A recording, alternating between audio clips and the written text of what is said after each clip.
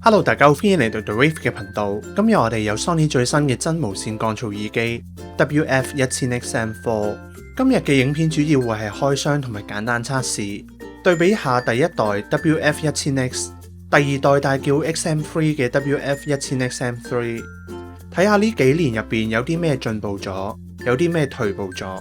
之後有時間嘅話，會對比我手上嘅所有無線耳機，包括 MDR-1000X、WI-1000XM2、WH-1000XM4、Xperia Eardeal 同埋 Apple AirPods 2， 同埋回答翻喺呢條片大家嘅問題，希望大家可以踴躍提問。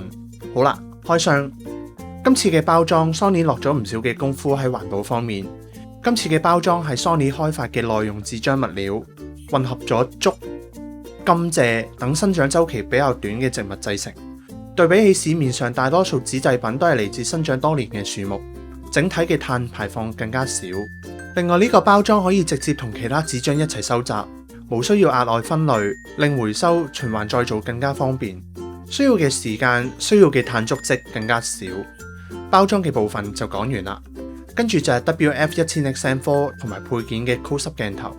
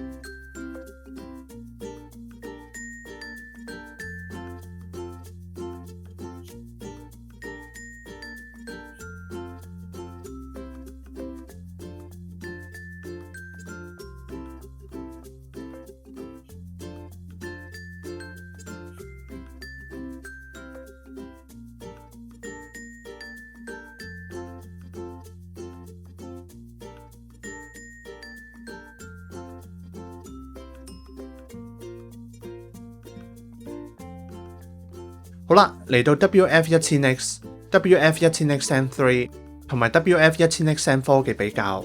首先就快速講咗 WF-1000X 先，7成被動、3成主動嘅降噪效果，對比 WF-1000XM3 同埋 WF-1000XM4 爭好遠，所以直接唔合格出局。跟住就係喺 WF-1000XM3 同埋 WF-1000XM4 用同樣嘅耳膠去比較，感覺高頻降噪有明顯提升，其餘頻率就好似差唔多咁。